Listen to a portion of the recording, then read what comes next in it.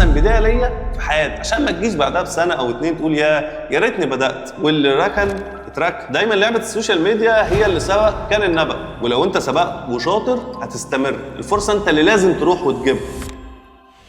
انا كمدرس ازاي ابدا بدايه قويه جدا تخليني في 27 تبقى احسن بدايه ليا في حياتي؟ انت كمدرس محتاج تبدا بدايه مختلفه شويه عن الروتين اللي انت بتعمله كل سنه. طب ايه احسن بدايه؟ ايه اقوى بدايه؟ ان انت تجهز لبدايتك قبل اي حد. دايما انت بتريح وتقول هبدا في شهر 9 وابدا في شهر 10 انزل على اليوتيوب، اكون بدات في السنتر واكون سبقت اليوتيوب عشان الطلبه تجيلي. ده طبعا فكر غلط. انت لازم تعرف ان الطالب اللي بيجي لك السنتر غير اللي بيشوفك على اليوتيوب غير اللي بيتابعك على المنصه اصلا. طالب السنتر هو بيجي لك لحد عندك لانه عايز يطمن، عايز يرفع ايده يسال، عايزك تتابعه مره في مره في الواجب والاسئله. خلينا نقول ان هو بيحب ينزل اصلا. اما طالب اليوتيوب هو راح فعلا درسه وشاف الحصه وعمل كل حاجه ومحتاج ياكد بعض المعلومات، محتاج يتك على شويه حاجات بس ويتفرج عليها. بيتفرج عليك وبيتفرج على غيرك، واللي بتعجبه طريقته بيتفرج عليها على طول، بس ما بيذاكرش منه دايما. انما طالب اصلا الاونلاين او المنصه هو مش عايز يروح السنتر، بس عايز حد يتابعه. فالمنصه بتنزل له الشرح وبتنزل له الواجب وهو بيحله، وتنزل له الملخص وهو يراجع معاك، وامتحان كل شهر. فدي اسمها متابعه بديله للسنتر.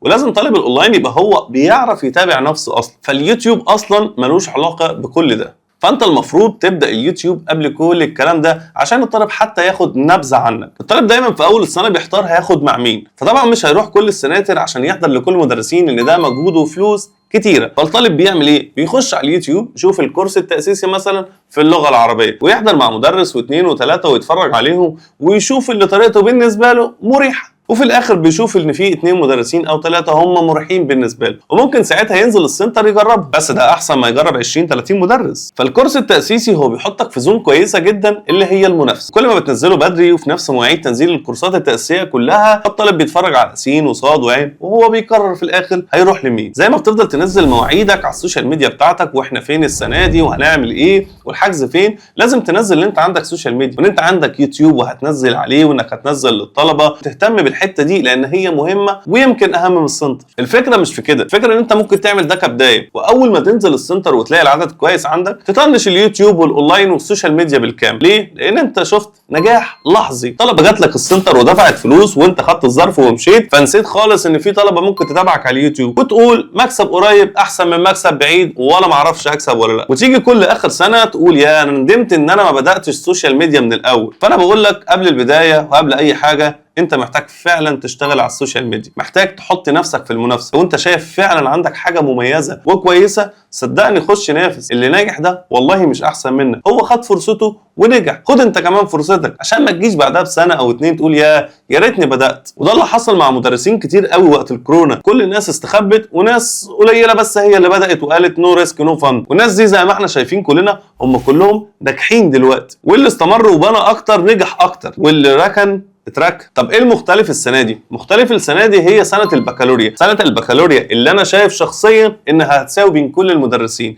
منهج جديد، الطالب هيتفرج على كل الناس، دخول اليوتيوب نفسه هيبقى اكتر من اي سنه فاتت. منهج جديد ثالثه اعدادي، منهج جديد ثانيه ثانوي. فصدقني والله دي فرصه ذهبيه ليك انت المفروض تستغلها. وزي ما شفنا اول درس تاريخ اول ما نزل لتانية ثانوي اي مدرس نزل جاب اكتر من 100,000 مشاهده. دايما لعبه السوشيال ميديا هي اللي سبق كان النبأ، ولو انت سبقت وشاطر هتستمر. عشان كده مش اي حد بيبدا الاول هو اللي بيستمر، لازم يبقى عندك فعلا حاجه مختلفه. وهنا مش بتكلم على قوه الماده العلميه، ممكن يبقى 10 مدرسين نفس قوه الماده العلميه، بس هنا توصيل المعلومه من ورا الشاشه دي محتاجه خبره ومحتاجه حد فاهم هو بيعمل ايه. فانا كل اللي محتاجه منك ان انت تهتم بالسوشيال ميديا زي ما بتهتم بالسنتر بتاعك، وما تدورش هنزل سنتر ايه وهعمل ايه. خلي الكلام ده لما تنجح الناس هي اللي تدور عليك. ما تفضلش تسعى ان انت تنزل سنتر او تسعى ان انت تجيب داتا الطالب وتكلمه وتعالى للسنتر. انت من اليوتيوب او السوشيال ميديا تلاقي كل ده بيجي لك من غير اي حاجه. هم لقوك اديتك كويسه، توصيل المعلومه كويسه، هو مرتاح معاك، هيجي لك لو اخر الدنيا. والسناتر صدقني اكبر السناتر هتلاقيها بتكلمك وتقول لك يا مستر عايزين ميعاد. صدقني والله هو ده اللي حصل مع كل المدرسين اللي على اليوتيوب اللي انت شايفه. مشكلات السوشيال ميديا اللي بيعملها المدرسين ان هو مثلا بيقول لك خلاص انا هصور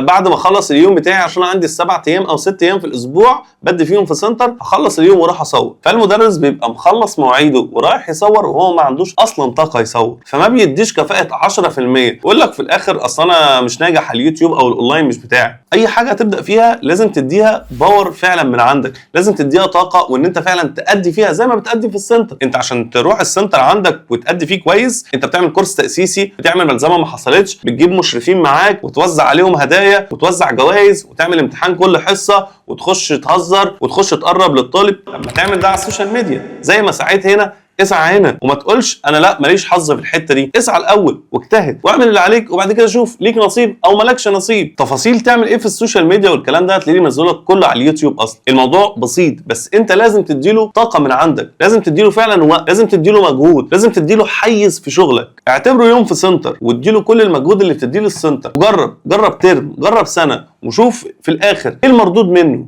عايزك تخرج فكر بقى ان انا اشهر واحد في القريه بتاعتي او في المحافظه بتاعتي. صدقني في اكتر، في 900,000 طالب في ثالثه ثانوي بس. انت مدرك ده؟ انت متخيل ده؟ انت عندك كام طالب؟ بتهتم بكام طالب؟ عندك الكم الكبير قوي ده وبتحتفظ بالكم القليل ده قوي عشان انت شايف نتائج لحظيه؟ صدقني سنه سنتين وتاخد زهوتك في المجال التعليمي وتعمل فلوس كويسه، وبعد كده يطلع عليك اسم وانت تختفي. ده اللي حصل مع ناس كتير قوي في المجال التعليمي. فانت فيها وده وقتها. صدقني السنه دي اقسم لك بالله هي الفرصه الذهبيه لاي مدرس عايز يتشهر على مستوى مصر. فانت يا تقوم تسعى وتحاول من دلوقتي يا خلاص. بس لما الوقت يفوت ويعدي ما تقولش ده انا لو كنت عملت. انت عمرك ما هتعمل، انت هتفضل دايما مكانك، ودايما انت عايز الحاجه الفوريه. انما الحاجه اللي تبني لها وتسعى ليها وتعمل ليها اسم ليك انت مش عايزها. الفرصه عمرها ما هتدق باب بيتك وتقول لك تعالى بالحضن. الفرصه انت اللي لازم تروح وتجيبها. فلو عايز حاجه سهله خليك في السنتر بتاعك، احتفظ بال1000 طالب اللي عندك. بس المهم ما تجيش بعد كده تقول انا لو كنت عملت كنت عملت بس كده. وكنت متعصب ليه؟ عشان انتوا بجد مضايقني جدا. عشان كل ما يجي مدرس يقعد معايا يقول لي انا لو كنت عملت، انا نفسي اعمل. بس اسبابكم بصراحه بالنسبه لي مش مرضيه ومش مقنعه خالص. فانا رايي انك تبدا دلوقتي. صدقني ابدا دلوقتي، صدقني ابوس ايدك ابدا دلوقتي، والله ما فيها بعدين. فاتمنى لكم كلكم النجاح والتوفيق. صدقني في